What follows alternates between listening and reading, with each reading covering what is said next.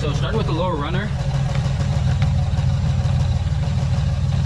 we got 172.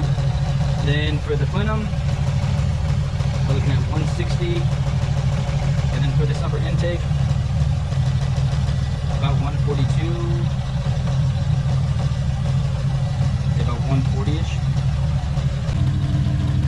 So on the lower runner, it's about 162, 163. On the plenum, lower plenum, we're about 150, 151. And then on the upper intake area, we're about 139, 140 per attempt. So they did drop a good amount.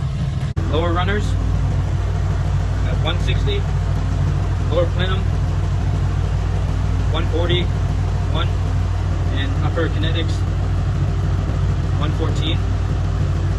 Hello everyone, welcome to another video. These right here are kind of cool